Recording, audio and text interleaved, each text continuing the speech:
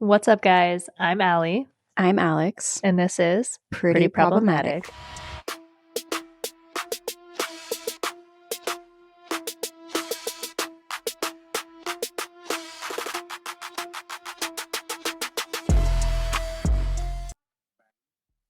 Okay, welcome back.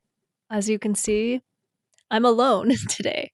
My best friend is gone. Unfortunately, Alex could not be here for filming. It's life, you know? She took an impromptu trip to Mexico. So she is out of the country for the 4th of July weekend. I know she's having a great time. She's laying on the beach, having so much fun. But I didn't want to leave you guys with nothing this week, and it just isn't possible to film from both places. The connection is really bad. You know what? It's okay. If I'm gone, maybe she'll do it by herself. And since she's not here, we're just going to kind of do something a little bit different. It's going to be a little shorter of an episode here. I'm just going to talk a little bit about myself. We've done a lot of backstory from Alex. She's told her story. I know a lot of people have been watching and relating to her story, and it's really, really awesome that she can, help other people along with telling her story. But today, I kind of want to tell you guys a little bit about me.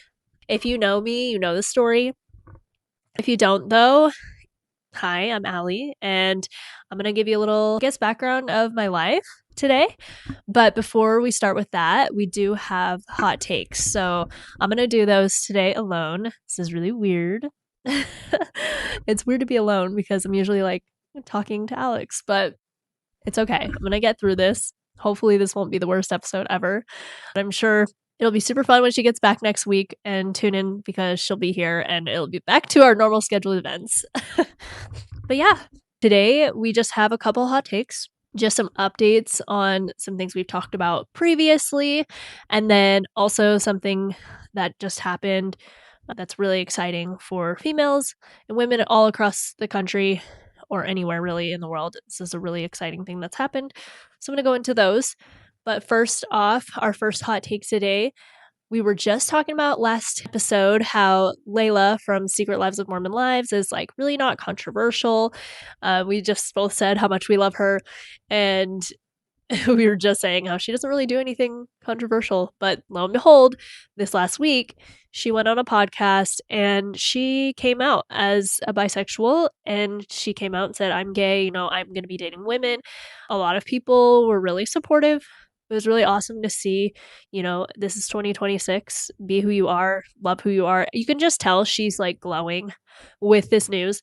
She explained a little bit about how growing up in Utah, it was hard because it's a predominantly white area that she grew up in, and she is a person of color. So she already had so many struggles just growing up and felt that she always stood out just for that sole fact. So adding on to top of that of being different in another way as well was just not something she was ready to do. And it's not uncommon for people to come out at later ages. I mean, we see it all the time. A lot of people don't even come out until they're very old, and it's actually really sad, and I wish more people felt more comfortable to just be who they are. But yeah, she came out and I saw overwhelming support mostly. I think the only real things that I saw that were kind of negative in this light would be just people being like, I don't care, scroll like next. You know what I mean? Like, I don't care, who is this person? If you don't know her, then like, who cares? Yeah, just scroll. Like, you really don't even have to leave a comment. It's just not necessary at all in any way. But a lot of people in Utah do know her. A lot of people look up to her. And I think it was really, really awesome that she was able to do this. It's kind of like a short little thing here, but I guess this is something controversial that she has done this last week. And we're so happy for you, though, for real. Next on our topics, we're going back to Taylor Frankie Paul, because of course we have had another incident with Dakota. So basically what happened is Dakota had put a video up. Actually, I think it was Crew, his roommate, posted a video of a car that was sitting outside of their home. And they said, this person's been sitting here watching us for a day, like a whole day. And they called the cops. Classic Dakota calling the cops again. And the cops came, and I think we have the body camera footage of this where cop goes and approaches this person and learns that this is a PI, a private investigator. and they ask him who hired you, and he said he will not give up that information. So he would not tell who hired him, but of course Dakota is thinking that Taylor is the one that hired this PI to watch him. Who knows? I mean, I wouldn't be like, "No, she would never," because this is, like, on par with a lot of things that have happened in the past, so I'm not sure. I can't speculate because he says, he's not gonna tell who did it, and we can't be for sure, so we're not gonna say whether or not she hired this person. And if she did hire them, the protective order that stands between the both of them, this would go in violation of that, so she would be in trouble for this. It's kind of a big mess, but Dakota calls the cops, makes a whole spectacle, just more and more things that he's trying to do right as we get this news that The Bachelorette is probably airing this month. So it's very convenient timing in my head that he would do this again. But who knows? We don't know their lives. I'm glad I don't know all of their lives because it's actually crazy to keep up with all of this. Every day there's something new. So I just think it's really convenient timing that he keeps coming out with these allegations and things against Taylor. It makes me wonder what is on The Bachelorette because he's not even in it. So what is on there that is so like he just does not want it to come out? Is there something there? Like, or is he just really 10 toes down on the fact that he doesn't want her to have her moment? We don't know. Anyway, and then we also learned that Taylor just had a week stay at a mental facility for unknown reasons because she hasn't disclosed why she was there. And that's up to her. I don't think that she should have to tell everyone why she was in a mental facility. And I think mental health shouldn't be as taboo as it is these days because a lot of people do need help and it's a really good thing to get help. So if you're struggling and you need help and you want to go to a facility, I don't think that you should be looked down on as like this crazy person who needs assistance with your mental health. If you have a sickness or illness, you go to the doctor. Why can't you go see a mental health professional when you have issues? I just don't really get the whole taboo around that. And it's really sad that she couldn't even just go to a mental facility where she can get the help she needs without people being like so harsh on her. It just shows like a lot. She has since come out of it, so she's not currently there. That's all we kind of know about it. But yeah, so lots of stuff going on there, and that's kind of all we know at this point. Will The Bachelorette come out? We really hope so. Alex and I are really hoping because we really want to do segments on The Bachelorette. We want to do it every week, and we want to recap the episodes for you guys. So we're hoping, but fingers crossed for us and for Taylor that this comes out because we really want to see it, and it's going to be the craziest one, I think, ever in all history of Bachelorette. So that's kind of just my hot take on that. And now we're going to go into something that is really fun this week. If you guys don't know or haven't seen anything on the internet in the last week or the last 43 days or something like that, Kelsey Pfendler just made it to Hawaii. She did the fastest solo row from California to Hawaii. And this is huge news for women all over the country, women all over the world. It's just this huge feat. And I was watching the live of her coming in to Hawaii. And when she got off the boat, I watched it for like an hour waiting for her to get to row in. And it just looked so exhausting. She was rowing so long. I can't even row. I think I've rowed a boat maybe like one time in my life. I couldn't go more than like 60 seconds without getting tired. And she was vlogging it the whole time, which is really cool. If you want to go see how her journey was and everything that goes along with that, you should go to Kelsey Pfendler. Also, she has another team it's called You Row Kelsey. So you can go see like her whole journey there on TikTok. That's where I watched it. It's just amazing. The female body is amazing. I could not believe the human body is amazing. It was so, so cool. Of course, all the questions are coming into my mind, like, how did she eat? How did she sleep? How did she go to the bathroom? Like all these things, that I'm thinking of. And just watching her vlogs, she kind of gives you more information about that. But man, her hands, they were busted up, like so many blisters. This has got to be the most grueling experience, but also one of the coolest for sure. She said that the solitude was actually surprisingly really nice.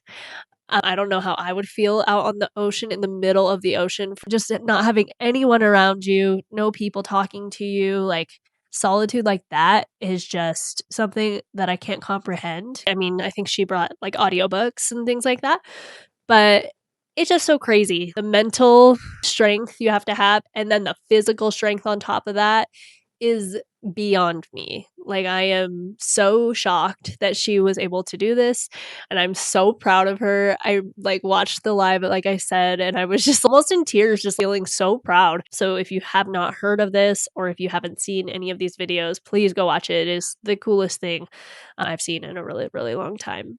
But not really a hot take, but just kind of a current event here that just happened. So really, really cool. So we're gonna kind of stop there. Those are really the hot takes for the week. And now I'm gonna go into my story, which is why I'm doing this episode alone. It's just to kind of tell you guys about my life and kind of what led me to be the person I am today. So yeah, let's get into it. I'm going to give you guys kind of just a backstory today. I think this is an event that just changed my life forever, and I think it will help a lot of people to hear. We're going to talk about grief, and if you know me, you know this story, obviously. It's like the biggest thing that shaped how I see life now. It shaped me as a mother, it shaped me as a teenager, it shaped me as an adult, and not always in the best way, I think. And, you know, I have 5 siblings who also have their own stories. I think it's so interesting how everyone in my family was affected differently, but still kind of the same in a way. And I tried to film this yesterday. It was pretty hard and rough, so I decided to refilm. I'm gonna do my best to not get, like, extremely emotional, but obviously when you're talking about trauma and grief, it gets a little bit hard. So I'm gonna do my best. It's been a really long time. I'm doing really well now, so just remember that. And I don't need notes here because, yes, my life. Microphone is still on. Good, because last time I filmed this, I realized that 2 minutes in, the microphone, I muted it because I went like this and I touched the mute button really easily and didn't get any of what I said. So that's also another reason I'm refilming this today. I seriously think that there's something wrong with me in technology because every week there's something new, but I'm learning. So if you guys don't know me, I was born in California, but I grew up in Arizona. That's where I was raised. I have 5 siblings. I'm the second oldest. My older sister is about 5 years older than me. The rest of those that come after me are pretty much like bing, bing, bing, bing, bing all in a row. Not really big age gaps there. Me and my brother are only 18 months apart, so we're super close. And I have 3 brothers and 2 sisters. So there's 3 and 3, 3 girls, 3 boys, kind of like the Brady Bunch up in here. And then I had, you know, my mom and my dad, and we grew up in Arizona, pretty well off. My dad was a financial advisor. He made really good money. We always had lots of things, a nice house, but my dad always taught me hard work is what gets you, you know, the things you need in life. And he always taught us that. I never knew the extent of the wealth that we had because, which I think is a good thing. You know, as a child, also, they don't really want you to know like your financial position. It's just not something kids should worry about. So I never worried about money. I never worried about anything growing up, but I did learn a lot of lessons like hard work and a lot of things from my dad in that way. So my mom was a stay-at-home mom. We also had a nanny who helped with schoolwork. My nanny was there with us. My babysitter, Kristen, she was amazing. She was there with us while my mom was there as well. So it was like both of them, you know, raising all of us. My mom was most of the time nursing a baby. Like I just remember most of the time that my babysitter was there is because my mom was in the other room nursing. That's kind of the dynamic I grew up in. So nanny, my mother, and then my dad, he was working a lot, but honestly, he worked a lot, but I always spent time with him. He always made it a huge part of our lives so that we knew that he was there for us, like at all times. And he would play with us. He would spend all the weekends with us, lots of quality time. We got to spend lots of time on vacations. It was just a really, really amazing life. So, yeah, kind of grew up in a little dreamland. We were doing really well.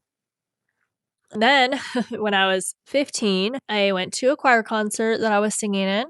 And I realized midway during the concert, I'm usually trying to pick out, like, find my family, you know, because usually, I mean, they're always there. I don't think my parents ever missed, like, an event that I was in. And I don't know if I said this before, but I spent most of my life growing up doing sports, doing competitive dance, competitive figure skating. I was busy all of the time. I had many recitals, and my parents never missed anything for us, anything. So mid-concert, I'm kinda looking around, like, trying to find them. I kinda knew where they were gonna sit, I believe, and I was, like, not seeing them. So I was a little bit confused, but honestly, when you're at a choir concert with your friends, like, you're not really, like, too concerned. You're just like, "Oh, well, maybe they're somewhere else," or who knows. So I kinda remember back in my head being like, "That's really weird. I wonder where they are."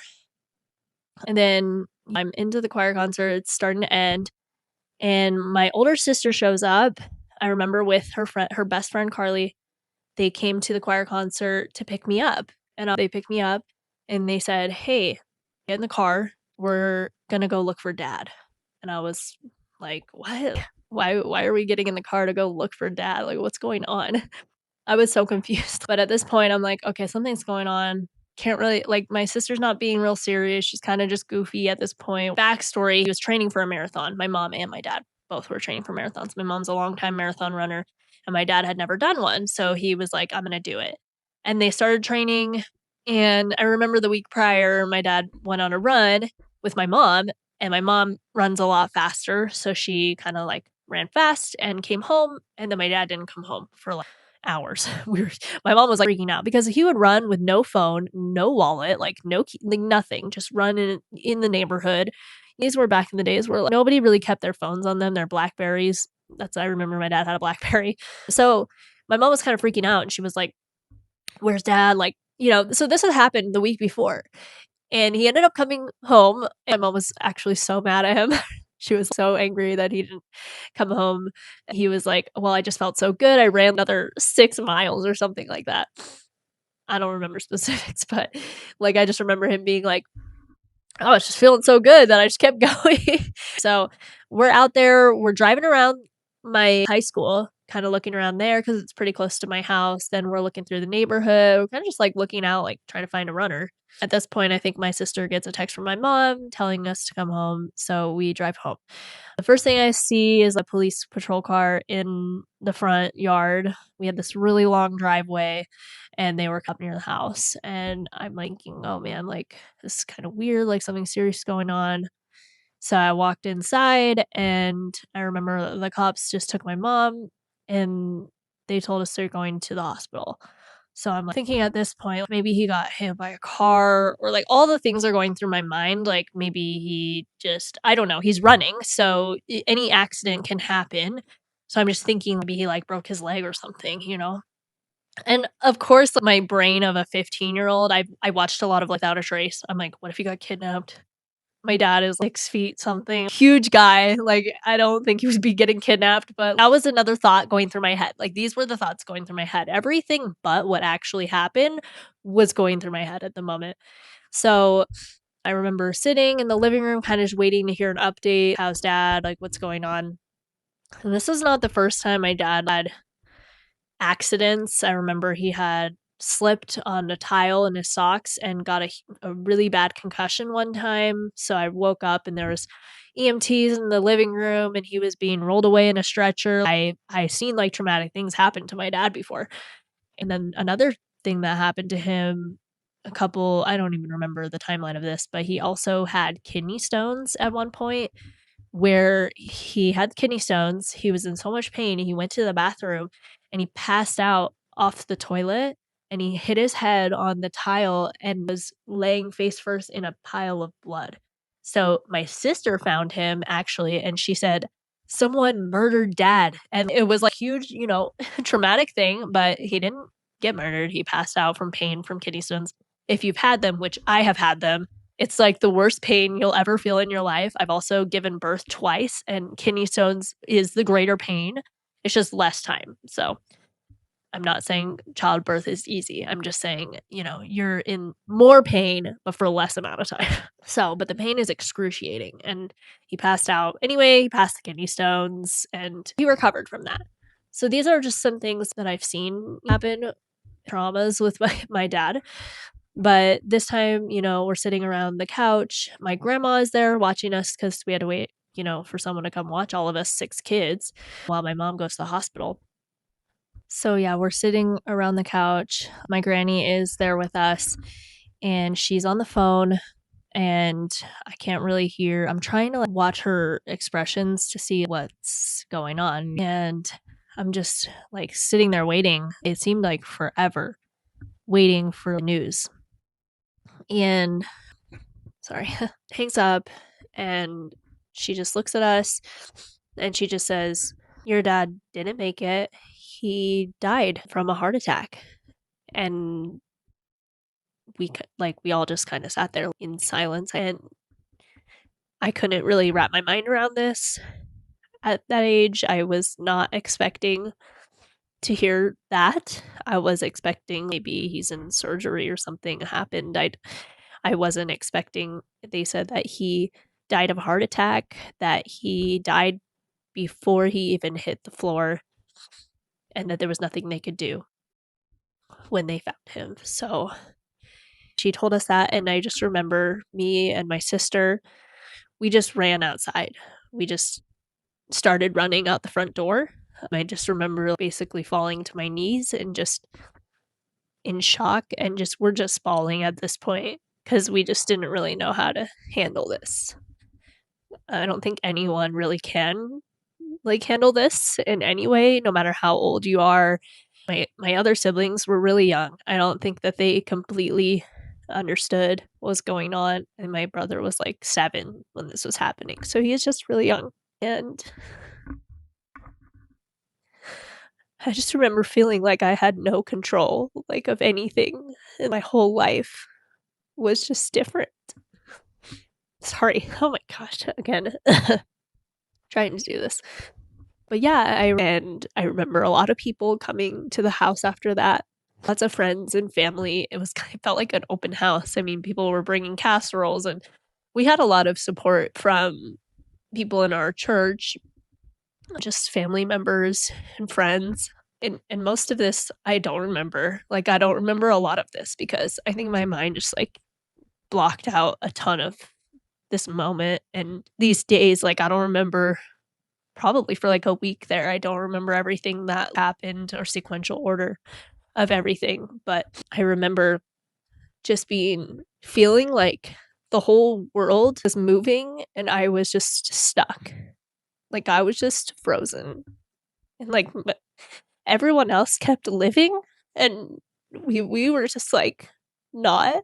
And a lot of people that I knew, a lot of my friends were really close to my dad as well because he was really involved with the community. And I remember seeing my guy friends bawling over this. I'd never seen them cry, I'd never seen so many grown adults just crying, and it really was such a intense, crazy thing that's happened. It obviously shifted my whole life, because I had just talked to him that day.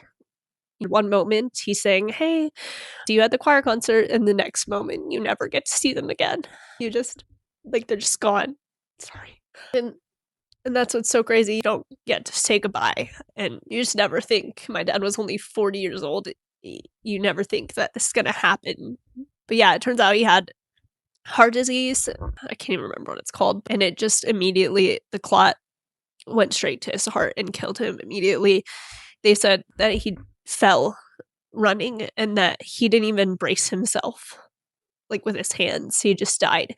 And we actually got that information from our neighbors, which I don't know if it helped a little bit, just knowing that he didn't have any pain, that he just died. But my neighbors came to tell us what they had seen because they ran out and luckily they saw it happen, which was also, I'm sure, a traumatic experience for them. I can't even imagine seeing someone just drop dead in front of your house. So that's crazy. But they saw him fall, and they said that he was blue by the time that they came out of the house to call the cops. And yeah, he was gone. So, I mean, you never think that something like this will happen to you until it does. And then you never realize that it happens to so many people. Because after that, I noticed a lot more people go through, everyone goes through traumas in their life. Maybe it's not the same, or in this way, but there's so many people now that I know who experienced things just so similar to this. And it's really eye-opening.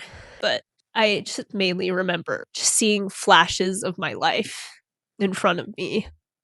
And everybody else seemed like they were still going with life, and I just felt like mine had stopped or even ended. I was so young, I just really thought, "Why am I still here? Like, I don't wanna be here if my dad's not here." And it was really hard when I was so young, and I really tried to just get through that, but I think time really does help and heal. I mean, it's been so long, but obviously grief is just such a cycle. One day you're, like, super happy, the next day you're super angry, the next day you're crying your eyes out at 2 p.m. in the afternoon trying to make a podcast. But, yeah, like, if you're going through this, just know that with time, it really does heal you. It really does help, and I just know my dad, he would want me to be happy, and I always try to tell myself this when I was younger, but just didn't hit the same when I was so young and just so angry at the world for this happening to me. I just was so angry. But I've learned now that I am, I got married, which was really hard as well. There's so many things you don't know it's gonna affect after that because my dad wasn't there to see me get married. He didn't get to see me have my kids. My kids never got to meet my dad, and he would have been the best grandpa ever. But I'm just, like, incredibly lucky that we were able to get past that, like, all of us. My mom and my siblings, my 5 siblings, we're all still here. We just talk about it sometimes when we're all together. Anytime we get together, it's either we're all crying and then we are, like, fine again. This is crazy, but we all just talk about I remember my sister being like, he would just be happy that I'm alive right now, that we made it through this, because we really did. I mean, if you are going through grief, you know how crazy it feels. You feel like you're losing your mind because of the back and forth. You feel happy, you feel sad, you feel angry, you feel all the things. But this completely changed how I see life. And I think I live now every day like I'm not gonna see people that I love the next maybe. I try to live every day as if it's my last, because you never know. You could literally be standing here running or sitting or whatever, and then the next moment you're gone or they're gone. I think life is extremely unfair sometimes, and that's just something that I've learned, and it just really is. But it was a huge lesson for me, and again, I've lived my life. I've tried to live my life in a way that I do everything that I can because I know how precious each moment is. And if I could give any advice to anybody, just live and remember that every day could be your last, and you gotta live while you're here, and you have to hold the people that you love close to you. Just reminds me to reach out to my siblings because we don't live in the same area, and it's hard when you have kids and a life and they have things going on, and it just reminds me to remember to talk to those who you love because it could be your last time. That basically changed my whole entire life. To this day, it's the one thing that, out of all of the crazy things that have happened to me, which there's so many more now, there's so many more things that have happened. But that was the turning point of my whole life. And grief is different for everyone. You never know if someone is going through it. I mean, I remember my siblings going through it in a different way than I did. And I remember my mom going through it in a whole other way. And you really just need to know that it can look different for everyone. So, yeah, that happened to me. And it sucks, but definitely made me who I am today. It made me the mom I am today, and it made me the person I am today. So, yeah, I just kind of wanted to share that with you guys so you can know a little bit more about me and just if you're watching this podcast for the first time, this is not how our episodes go. We don't really talk about such heavy topics every time, so don't worry. You won't see me just bawling my eyes out every week. We usually talk about fun, crazy, like problematic things or whatever. I just thought it would be fun to do something different this time when Alex is on vacation. So I hope that this story has in some way you can relate with it. And well, hopefully not the whole way that you can relate to it because I don't wish this upon anyone. But yeah, so that's my story. I'm sure I'll go through many more crazy things that have happened to me in my life with you guys as we go, as we continue the podcast, because I've been just really enjoying being able to have kind of an outlet every single week and have you guys watching and being so supportive. I really do thank you guys for supporting us and watching us every week. And don't worry, Alex is going to be back next week. We're going to film together and we're going to get back onto some fun, happy topics. But yeah, thank you for everything. And I will see you next week with my better half. So thanks for watching. Bye bye.